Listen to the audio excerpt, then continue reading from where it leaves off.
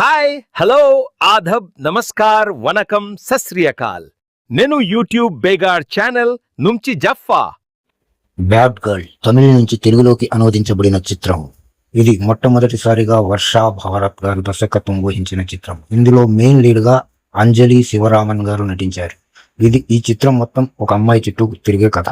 ఈ కథ ఎలా ఉంది, ఇందులో ఉండే అమ్మాయి బ్యాడ్ గర్ల్ గుడ్ గర్ల్ అనేది మొత్తం తెలుసుకునే ముందు మీరు ఒక చిన్న పని చేయండి please. Hi hello Aadab namaskar వనకం సస్రియకాల్ నేను యూట్యూబ్ బేగాడ్ ఛానల్ నుంచి జఫ్ఫా. మీరు లైక్ చేయండి, షేర్ చేయండి, సబ్స్క్రైబ్ చేయండి. ఇంకా మూవీలో కథ విషయానికి వస్తే, ఒక లోయర్ మిడిల్ క్లాస్ ఫ్యామిలీ ఉంటుంది.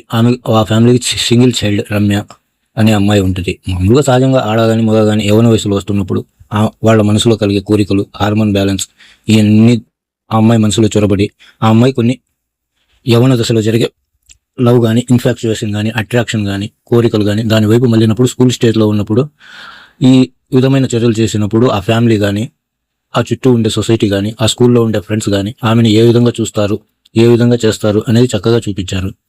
ఇట్లాంటివి జరుగుతున్నప్పుడు తనను తాను ఏ విధంగా మలుచుకుంది, కొన్ని తప్పులు జరిగి దెబ్బలు తగులుతాయి, కొన్ని మంచి నిర్ణయాలు తీసుకుంటుంది.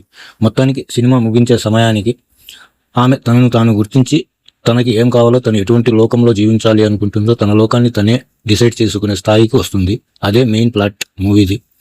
సొసైటీ, సంఘం ఇవన్నీ కూడా మనల్ని కట్టుబాట్లకు గురి చేసి ఒక కట్టడిలో పెట్టడానికి తప్ప మమ్మల్ని స్వేచ్ఛాజీవులుగా జీవించకుండా అడ్డుపడుతున్న ధోరణి చక్కగా చూపించారు సినిమాలో.